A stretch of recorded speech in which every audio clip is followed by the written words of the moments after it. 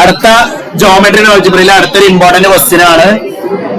ഈ O എന്ന് പറയുന്നത് നമുക്കറിയാം. What is O? 0 0. ഇത് ഡൗട്ട് ഇല്ല.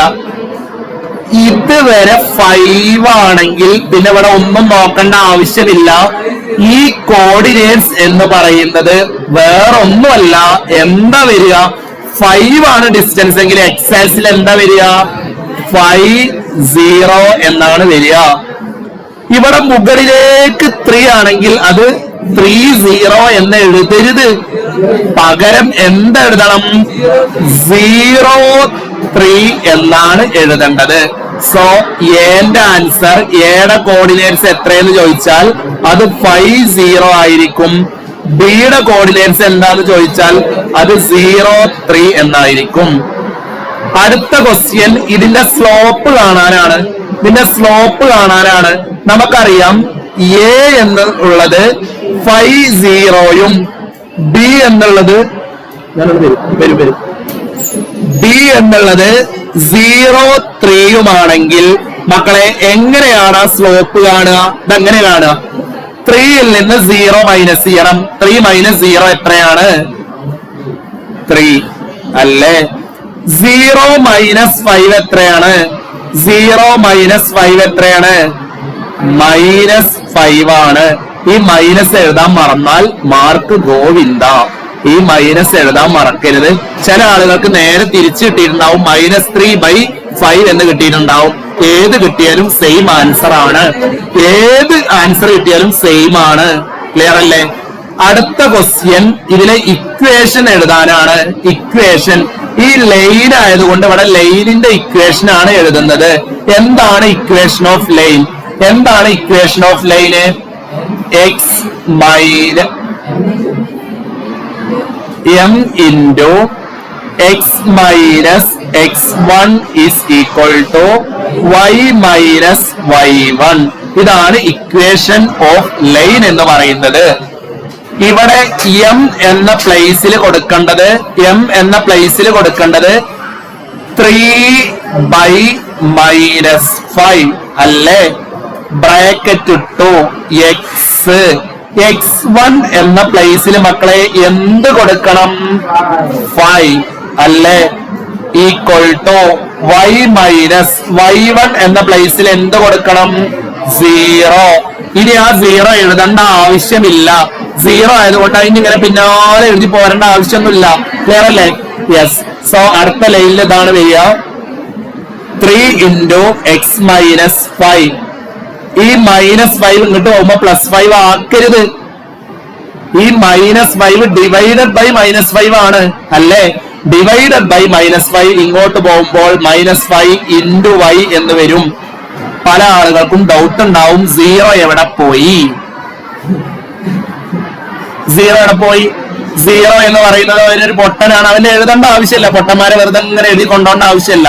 യെസ്. സോ അടുത്ത സ്റ്റെപ്പ് ഉള്ളിലേക്ക് മൾട്ടിപ്ലൈ ചെയ്യലാണ്. 3 into x ഉം 3 into -5 ഉം. What is 3 into x? 3x. What is 3 into -5? -15. ഈ -5y ഇങ്ങോട്ട് വരുമ്പോ എന്താവും? +5y ആവും. Equal to 0. ഇനി ഇതാണ് നമ്മള് ഒരേപോലത്തെ 2 വൈബുള്ള ചങ്കുകൾ ഉണ്ടെങ്കിൽ അവരെ നമ്മൾ ഒരുമിപ്പിക്കണം. 3x-നെയും 5y-നെയും നമ്മൾ ഒരുമിച്ച് എഴുതണം. എന്താണ് അപ്പൊ ആവുക? 3x + 5y -15 = 0 എന്ന് വരും. ഈ ആൻസർ കിട്ടിയെന്ന് കൈ നോക്കിക്കാം. യെസ്.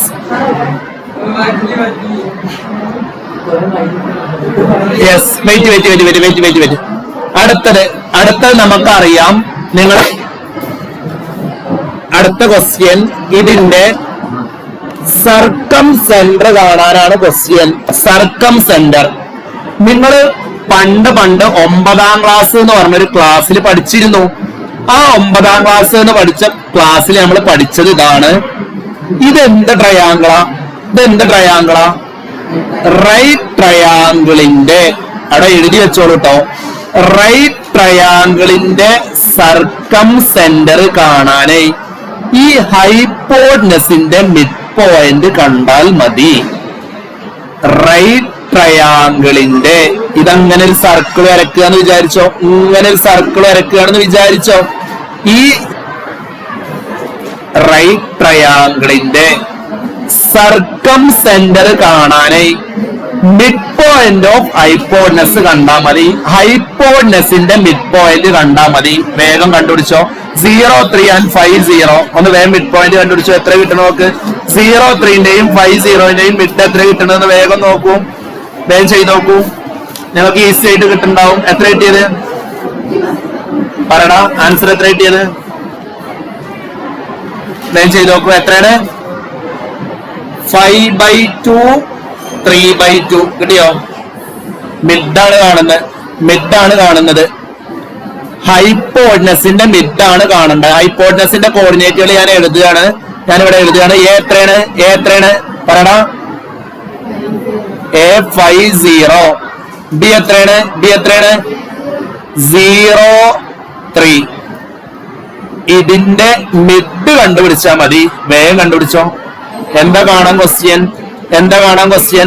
സർക്കം സെന്റർ കാണാൻ പറഞ്ഞാലേ സർക്കം സെന്റർ കാണാൻ പറഞ്ഞാലേ ഇതിന്റെ നേരെ മിഡ് കണ്ടാ മതി. 5 + 0/2, 0 + 3/2.